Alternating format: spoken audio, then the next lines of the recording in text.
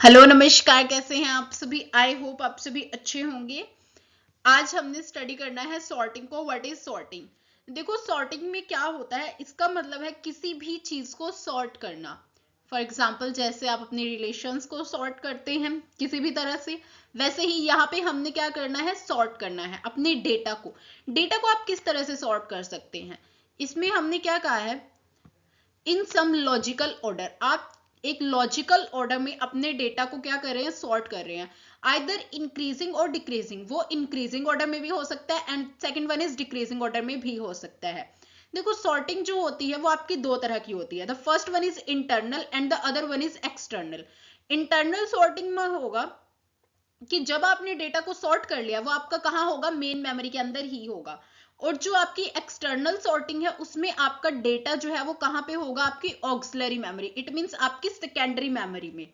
देखो, main memory और secondary memory में क्या होता है, for example this is your main memory, ठीक है, मेन मेमोरी ये है आपकी, और ये है आपका यहाँ पे सीपीयू। सीपीयू क्या करेगा, डायरेक्ट डेटा को फैच कर सकता है फ्रॉम मेन मेमोरी से। वो क्या करता है, डायरेक्ट डेटा को फैच करेगा, और इसमें आपका डेटा टेम्परेरीली स्टोर होता है। और ये है आपकी सेकेंडरी मेमोरी, इसमें आपका डेटा जो है परमानेंटली स्टोर होगा, बट सीपीयू जो है वो डायरेक्ट इंटरेक्ट नहीं करेगा इससे, ठीक है। देखो, इसमें क्या होता है आपका, फॉर एग्जाम्पल जैसे क्लास में जो है एक फर्स्ट बेंचर होता है और एक लास्ट बेंचर होता है। जो टीचर है ना, उसका इंटरेक्शन फर्स्ट बेंचर वाले के साथ सही रहता है, वो आपकी मेन मेमोरी है। जो फ्रंट बेंचर है, कैसे, देखो, अगर टीचर को चौक चाहिए वो फ्रंट बेंचर को बोलेगा, उसे अटेंडेंस के रिगार्डिंग कोई इशू है वो फ्रंट बेंचर को बोलेगा, उसे कुछ भी चाहिए इमीडिएटली वो फ्रंट बेंचर से कॉन्टेक्ट करता है, ठीक है। ऐसे ही आपका सीपीयू, उसे कुछ भी इमीडिएटली चाहिए, डेटा को फ्रीक्वेंटली में वो जिस डेटा को यूज कर रहा है वो किससे लेगा, मेन मेमोरी से लेता रहेगा, ठीक है। अब हम बात करते हैं सेकेंडरी मेमोरी की। जैसे लास्ट बेंचर होते हैं, वो टीचर से ना इंटरेक्ट ही नहीं करते हैं ज्यादा, मतलब उन्हें मतलब ही नहीं होता है आज कोई टीचर आई है नहीं आई है, वो फ्रंट बेंचर से ही पूछते हैं, हाँ भाई आज वो टीचर आई है, तुमने देखा था उसे, नहीं हमने नहीं देखा। तो मतलब उनकी जो इंटरेक्शन है ना वो टीचर से डायरेक्टली नहीं होती है, ठीक है। वो main memory, it means front benchers के थ्रू क्या करते हैं, कॉन्टेक्ट करते रहते हैं। उन्हें बातें कहाँ से पता चलती है, फ्रंट बेंचर से पता चलती है। ऐसे ही सेम आपके कंप्यूटर में होता है। यहाँ पे क्या होगा, आपकी जो सेकेंडरी मेमोरी है वो क्या होगी, फर्स्टली आपके डेटा को मेन मेमोरी में देगी, देन मेन मेमोरी उसे कहाँ देगी, आपके सीपीयू को।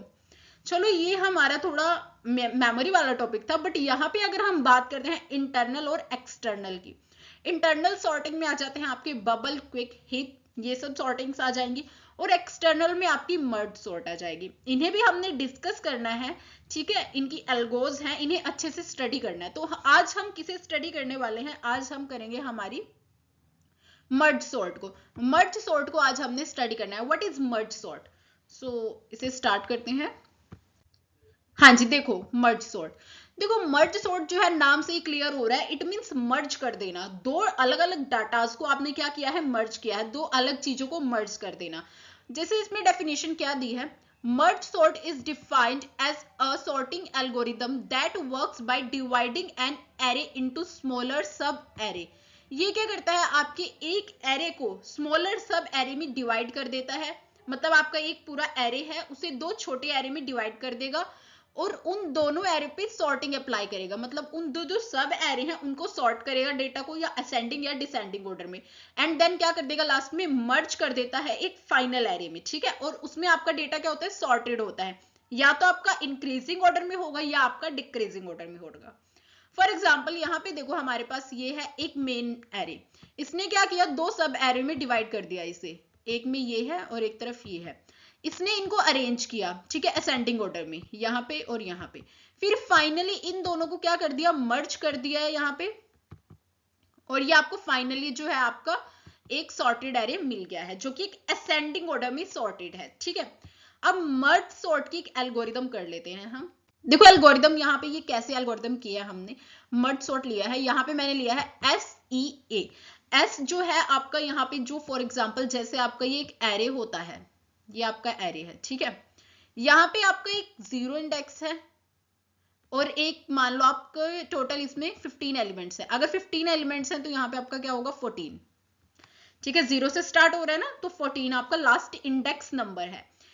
जो यहाँ पे ये ए है, ए आपका एरे के लिए है, ठीक है। ये आपका S जो है वो स्टार्टिंग इंडेक्स पॉइंट है और E जो है वो आपका एंड लास्ट इंडेक्स पॉइंट है, ठीक है। तो देखो हमने क्या किया है स्टेप 1 में, इफ S जो है वो less than is equals to E है, देन अगर आपका जो स्टार्टिंग पॉइंट है वो छोटा है आपके एंड पॉइंट से, तब आपने क्या करना है, स्टेप 2 को एग्जीक्यूट करना है। आपने स्टेप 2 में क्या किया, Q is equals to S plus E by 2, तो इट मीन्स आपके Q के अंदर क्या स्टोर हो जाएगा, बाकी Q के इसके इक्वल आ जाएगा आपका, देखो S plus E, starting point कितना है 0, एंड पॉइंट है 14, तो 0 प्लस 14 14 और डिवाइड बाई 2 करेंगे तो आपको मिल जाएगा 7। तो आपका जो Q है वो क्या हो गया, इस टाइम Q की वैल्यू 7, Q के अंदर हमारे पास 7 आ गया। उसने क्या किया है, मर्ज सॉर्ट को अप्लाई किया है एरे पे, स्टार्टिंग पॉइंट एंड Q पे। Q क्या है 7, इट मीन्स फॉर एग्जाम्पल यहाँ आपका 7 लाई करता है, ठीक है, मिड में यहाँ पे। तो हमने क्या किया, इतने एरे पे यहां से लेके स्टार्टिंग पॉइंट पे हमने एक सब एरे क्रिएट कर दिया, ठीक है। और नेक्स्ट उसने क्या किया, मर्ज सॉर्ट को ही अप्लाई किया है एरे पे एंड पॉइंट और Q प्लस 1 पॉइंट से। Q plus 1 point it means यहाँ पे 8 पॉइंट से लेके एंड पॉइंट तक आपका एक सब एरे हो गया, 2 सब एरे बन गए आपके, ठीक है, सिंपल। फिर लास्ट में उसने क्या कर दिया, मर्ज कर दिया है। पहले उसने इस वाले एरे को सॉर्ट किया, 0 से 7 तक के इंडेक्स को आप उसने क्या किया, सॉर्ट किया है। फिर उसने यहाँ 8 से 14 तक के इंडेक्स नंबर को सॉर्ट किया है, और लास्ट में क्या किया है, इसको और इसको मर्ज करा और एक फाइनल एरे हमें दे दिया। और ये फाइनल एरे आपका क्या है, सॉर्टेड एरे, या असेंडिंग ऑर्डर में या डिसेंडिंग ऑर्डर में। होप आपको समझ आया होगा हमने क्या किया है, ठीक है। अब देखो ये हो गई एक लैंग्वेज की मर्ज सॉर्ट अप्लाई किया। ये मर्ज सॉर्ट मैंने यहाँ पे लिख तो दिया कि हमने इस जगह से इस जगह तक अप्लाई किया। अब मर्ज सॉर्ट को अप्लाई कैसे किया, अब हमने वो प्रोसेस देखनी है। अब वो प्रोसेस आप कैसे देखेंगे, कोडिंग की हेल्प से, ठीक है। देखो फॉर एग्जाम्पल यहाँ पे हमने क्या किया है, अच्छे से समझना, देखो इस चीज को हमने क्या किया है, यहाँ पे मर्जिंग को अप्लाई किया है, A N1 B N2 C N3, मैंने यहाँ पे 3 चीजें ली हैं, ठीक है। यहाँ पे मैंने सिंपल कहा है A एंड B जो है आपके क्या है, सॉर्टेड एरे हैं with N1 and N2 elements, N1 and N2 elements हैं। फॉर एग्जाम्पल ये आपका एरे 1 है, ये A है आपका, और यहाँ पे ये है जो आपका एरे 2 है, ये क्या है आपका B। N1 कितना है, यहाँ पे N1 की वैल्यू है 3, टोटल एलिमेंट्स 3 है ना, और N2 की वैल्यू भी कितनी है 3। तो जो आपका एक C लास्ट, ये C वाला एरे बनेगा, C जो एरे 3 है वो है आपका C। मैंने ये क्या है ना, आपने क्या किया, दिस एल्गो, ये एल्गो क्या करेगी, मर्ज करेगी A एंड B को into an array C, A array और B एरे को एक C एरे में मर्ज कर देगी, सिंपल, विद N3 एलिमेंट्स होंगे। N3 का मतलब है N1 प्लस N2। इसके अंदर कितने एलिमेंट्स होंगे, ठीक है। फॉर एग्जाम्पल जैसे मेरे पास एक क्लास है जिसके अंदर है 10 स्टूडेंट्स और दूसरी क्लास है जिसके अंदर है 2 स्टूडेंट्स, मैंने दोनों को मर्ज करना है, मैंने दोनों क्लासेस को मर्ज करना है, तो अब मेरे पास टोटल स्ट्रेंथ 12 ही तो आएगी ना। अगर एक क्लास में 10 स्टूडेंट है और एक में 2 है, वो अलग बात है, मर्ज कर दे टाइम, बच्चे भाग जाए बंक कर ले, बट ये फैक्टर अलग है, इसे मत लो। आप एक जेन्युइन बात समझो कि अगर 2 क्लासेस हैं, एक में 10 स्टूडेंट्स है और एक में 2 स्टूडेंट्स है, मैंने मर्ज किया है तो मुझे टोटल 12 स्टूडेंट की स्ट्रेंथ मिलेगी। सेम ऐसे ही एरे A और एरे B को जब मैं मर्ज कर रही हूँ तो मुझे टोटल एलिमेंट्स कितने मिलेंगे, जितने एरे 1 में है और एरे 2 में है उनका एडिशन कर देंगे, सिंपल। तो यहाँ पे मुझे टोटल कितने एलिमेंट्स मिलेंगे, N3 मेरी कितना हो जाएगा 6 ही तो मिलेंगे, 1 2 3 4 5 6, हाँ जी। देखो यहाँ पे क्रॉस लिखा हुआ है, इट मींस यहाँ पे हम एलिमेंट्स को अभी डालेंगे, समझेंगे ना एल्गो के थ्रू, आपको समझ आ जाएगा। देखो यहाँ पे हमने क्या किया है, सबसे पहले set I is equals to 1, J is equals to 1 and K is equals to 1। I जो है आपका एरे A के लिए है, J है आपका एरे 2 के लिए, और K है आपका एरे 3 के लिए, जो C है यहाँ पे, सिंपल। अब मैंने कहा है रिपीट स्टेप 3 एंड 4 आपने तब रिपीट करने हैं वाइल, अगर थर्ड और फोर्थ को, अगर आपका जो I है वो less than is equals to N1 और J जो है वो less than is equals to N2 हो, तब, ठीक है, अदरवाइज आपने ये चीज नहीं करनी है, ठीक है। अब देखो यहाँ पे क्या किया, अगर ये कंडीशन ट्रू होती है तब आपने थर्ड स्टेप को करना है, अगर ये कंडीशन क्या हो जाती है, फॉल्स, तब हम कहाँ आएंगे, फोर्थ पे। देखो कैसे आएंगे, उसने कहा है इफ, अगर if A of I less than is equals to B of J, A of I का मतलब क्या है, I की वैल्यू 1, J की value 1, it means A of I, A का जो 1th इंडेक्स है, 1th इंडेक्स पे क्या है 5, जो A का I है इट मींस 5 है, क्या वो less than is equals to है B के J से, जे क्या है 1, बी के 1 पे देखो क्या है, इट मींस 4। हाँ जी, क्या हमारा 5 छोटा या फिर बराबर है 4 से? नहीं, कंडीशन क्या हो गई, गलत। अगर देखो आपकी कंडीशन गलत हो गई है यहाँ पे, तो आपने ए और बी को तो एग्जीक्यूट करना ही नहीं है, आपने सीधा कहां जाना है, एल्स पार्ट में। यहाँ पे फोर्थ के एल्स में आ जाएंगे हम। इफ ये कंडीशन ट्रू होती तब हम ए और बी को क्या करते, एग्जीक्यूट। अब वो कंडीशन फॉल्स है तो एल्स पार्ट में आ गए। आपने क्या किया, जो सी का के था, सी का के, इट मीन सी वाला जो आप कह रहे हैं उसका 1th इंडेक्स, के की वैल्यू 1 है ना, देखो तीनों की वैल्यू 1 सेट की हुई है हमने, है ना। तो जो 1 है उसमें हम बी का 1 डाल देंगे, जे की वैल्यू भी 1 है, बी के 1 में देखो क्या है इस वक्त 4 है, तो हमने यहाँ पे जो सी का 1 है यहाँ पे क्या डाल दिया, हमारा 4 एलिमेंट अब हमारा सी के 1 में आ जाता है। उसने बोला है यहाँ पे बी स्टेप में जे को भी इंक्रीमेंट कर दो और के को भी इंक्रीमेंट कर दो। जे को भी इंक्रीमेंट कर दिया, इट मींस अब हमारा जो जे है उसकी वैल्यू भी क्या हो गई है 2 और के की वैल्यू भी क्या हो गई है 2। ठीक है, जे और के दोनों की वैल्यू हो गई है 2, जबकि आपका जो आई है उसकी वैल्यू अभी भी क्या है 1। ठीक है, देखो अब दोबारा कंडीशन चेक करो, इफ वाली क्या, सॉरी अब दोबारा हम कौन सी कंडीशन चेक करेंगे, पहले जो मेन वाइल लूप वाली। ठीक है, i less than is equals to n1, हाँ जी n1 और n2 तो हमारे 3 है ना, और i की वैल्यू क्या है 1, कंडीशन ट्रू हो गई है। j की वैल्यू 2 हो गई है अब हमारी, बट n2 भी कितना हमारा 3, ये वाली कंडीशन भी ट्रू हो गई है। इफ पे आ जाओ, इफ a ऑफ i की वैल्यू है 1, a of i it means अभी भी हम यहाँ पे 5 पे ही हैं, क्या आपका 5 लेस देन इक्वल है b ऑफ j की वैल्यू 2 हो गई है, तो इट मींस यहाँ पे अब हम किसे चेक कर रहे हैं, b का जो 2th इंडेक्स है 7, तो यहाँ पे सेम अब हमारा 4 की जगह क्या आ जाएगा, ये 4 को क्रॉस कर देते हैं सिंपल, और यहाँ पे हमारा क्या आ जाएगा जी अब 7। आपने चेक करना है कि 5 less than is equals to है 7, यस कंडीशन आपकी ट्रू हो गई है। अगर आपकी कंडीशन ट्रू होती है, आपने क्या करना है, सी का जो kth इंडेक्स है, सी का k इट मींस k की वैल्यू 2 थी, तो मतलब सी एरे जो सी है उसका 2th इंडेक्स पे आपने किसे डाल देना है, a के जो 1th इंडेक्स पे था, a के 1 पे था आपका 5। ठीक है, तो हमने यहां किसे डाल दिया 5 को, और हमने क्या कर दिया, i को भी इंक्रीमेंट कर दिया, और यहाँ j नहीं आएगा, आई एम सो सॉरी बच्चा, यहाँ आएगा आपका k, j को नहीं इंक्रीमेंट करेंगे। हमने यहाँ किसको इंक्रीमेंट करना है, ये स्टेप थोड़ा सा मिस्टेकन है, sorry I am so sorry. यहाँ पे j की जगह क्या लिखना है आपने, k प्लस प्लस कर रही हूँ, इट मीन्स k को इंक्रीमेंट करना है आपने, यहाँ पे j को नहीं करना है। ठीक है, k प्लस प्लस आएगा, सॉरी। तो i को भी इंक्रीमेंट कर दिया और k को भी इंक्रीमेंट कर दिया। अब आपकी j की और i की वैल्यू, i को भी इंक्रीमेंट किया, i की वैल्यू भी क्या हो गई है आपकी 2, और j की वैल्यू भी क्या थी आपकी 2, और k की वैल्यू को भी इंक्रीमेंट किया, k की वैल्यू हो गई है आपकी 3। अब आप k मतलब आप जो c का है इंडेक्स कौन सा, थर्ड को आप कर रहे हो आप, ठीक है, थर्ड पे ऑपरेशन अप्लाई करोगे। अब अगेन आपके जो i है और j है वो 2 है, उन दोनों की ही वैल्यू, तो आपने यहां दोबारा चेक करना है 2 less than is equals to 3, 2 less than is equals to 3, yes condition satisfy है। नेक्स्ट स्टेप पे आ जाओ, a of 2 less than is equals to b of 2, a of 2 पे क्या है आपका 8, क्या जो आपका 8 है वो लेस देन है या फिर इक्वल है b के 7 से, b के 2 पे हमारे पास क्या है 7 है, कंडीशन क्या हो गई है आपकी यहाँ पे फॉल्स, बिकॉज 7 क्या है वो छोटा है बड़ा नहीं है। तो आप आ जाओगे एल्स पार्ट पे, c का जो k है इट मीन c का 3 जो है वहां पे आपने किसे डाल देना है, b के j को, b के सेकंड इंडेक्स पे जो था, सेकंड इंडेक्स पे क्या था 7, तो हम इसे यहां डाल देंगे, यहां पे आपने क्या डाल दिया 7, सिंपल। नेक्स्ट देखो, अगेन j को एक इंक्रीमेंट कर दो और k को भी इंक्रीमेंट कर दो, k की वैल्यू अब आपकी हो गई है 4, k आपका हो गया है 4, और i जो है आपका अभी भी क्या है 2, बिकॉज हमने किसको इंक्रीमेंट किया है j को, है ना, i है आपका 2 और j जो है j है आपका 3, और k की वैल्यू को हमने क्या कर दिया है इंक्रीमेंट करके 4। अब देखो i 2 है और j 3 है, सिंपल। i 2 के लिए चेक करो, अगेन i 2 और j 3 कंडीशन सेटिस्फाई हो रही है, less than is equals to 3 के है यहाँ पे 3 भी।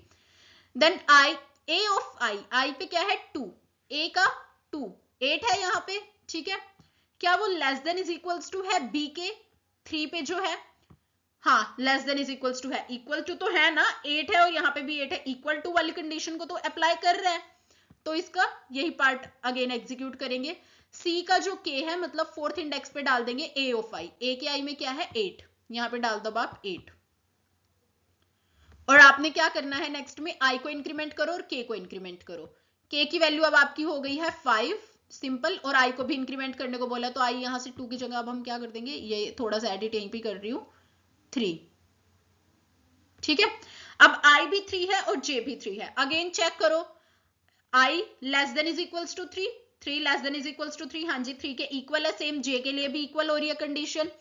Next, if a of i less than is equals to b of j, check करो a ऑफ i पे क्या है, a ऑफ 3 पे देखो क्या है, a के जो 3 पे है हमारे पास क्या है 9, क्या 9 less than is equals to है जो b के 3 पे क्या है 8, 9 जो है वो छोटा या फिर बराबर है 8 से, नई कंडीशन फॉल्स हो गई, बिकॉज आपका जो 9 है वो लेस देन और इज इक्वल्स टू है आपके 8 से, नहीं छोटा तो नहीं है ना, 9 तो आपका बड़ा है, तो आपकी कंडीशन हो गई फॉल्स। एल्स पार्ट पे चलेंगे, एल्स पार्ट में उसने कहा है जो सी का के है, मतलब सी के 5th इंडेक्स पे डाल दो जो बी के 3rd इंडेक्स पे है, बी के 3rd इंडेक्स पे 8 है, यहाँ पे अगेन आपने क्या डाल देना है 8।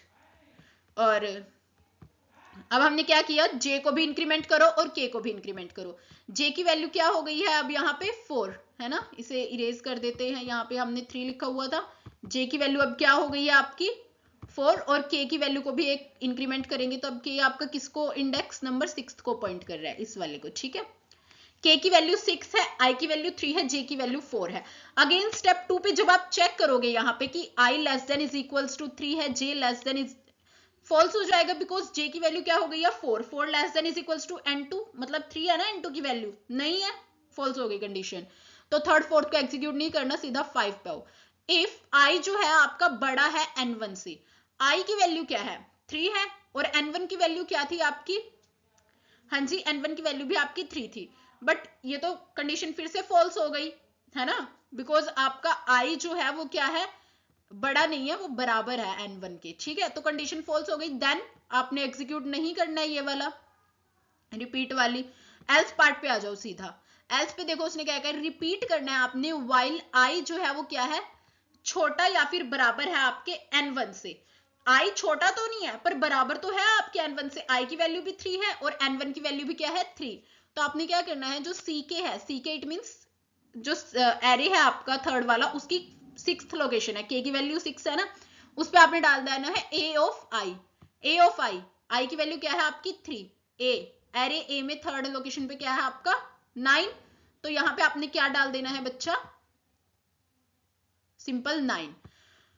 k को भी इंक्रीमेंट करो एंड i को भी इंक्रीमेंट करो, k को इंक्रीमेंट करोगे आगे आ जाओगे, आगे आपके पास क्या है, स्पेस ही नहीं है वैसे तो खत्म हो गया, i को भी इंक्रीमेंट करो, कुछ नहीं है। ठीक है, आपने i को भी इंक्रीमेंट कर दिया और k को भी इंक्रीमेंट कर दिया, i की वैल्यू क्या हो गई है अब 4 हो गई है, और k की वैल्यू हो गई है 7। ठीक है, दोबारा जब आप एल्स पार्ट के यहाँ पे आओगे, आप चेक करोगे i less than is equals to n1, नहीं अब नहीं करता, बिकॉज i की वैल्यू आपकी 4 हो गई है और n1 है आपका 3, कंडीशन फॉल्स, खत्म ये वाला भी, और आप सीधा कहां जाओगे एग्जिट, और यहाँ पे आपका ये जो लूप था ये क्या हो गया खत्म, सिंपल। तो आपका देखो ये आपका अरेंज हो गया असेंडिंग ऑर्डर में, 4 5 7 8 8 9, देखो ये इसीलिए मैंने आपके साथ साथ किया है अरेंज, ताकि आपको समझ आए कि हमने किस तरह से एल्गो में, मतलब ये एल्गो है हमारी, ठीक है, किस तरह से हमने अप्लाई किया। आज हमने क्या किया है, सबसे पहले हमने पढ़ा था व्हाट इज सॉर्टिंग। सॉर्टिंग का मतलब है आप जब किसी भी अपने डेटा को अरेंज करते हैं असेंडिंग ऑर्डर या फिर डिसेंडिंग ऑर्डर में। सेकेंडली हमने देखा ये 2 तरह की होती है, the first one is internal and external. Internal के हमारे पास थे जैसे बबल सॉर्ट हो गया, क्विक सॉर्ट हो गया, और एक्सटर्नल में था हमारे पास मर्ज सॉर्ट। आज हमने कवर अप किया मर्ज सॉर्ट। मर्ज सॉर्ट में देखो हमारे पास क्या था कि आपने एक कंप्लीट एरे को सब एरेज में डिवाइड करना है, उन्हें सॉर्ट करना है और फिर एक मेन एरे बना देना है। ठीक है, उसमें हमने क्या किया था, एक हमारी जो पहले हमने पढ़ी थी एक सिंपल सी हमने एल्गो की थी। एल्गो में मैं क्या कर रही थी, हाफ पार्ट को डिवाइड कर रही थी और हाफ पार्ट को एक सब एरे दे रही थी, और दोनों को हम लास्ट में मर्जिंग अप्लाई कर रहे थे।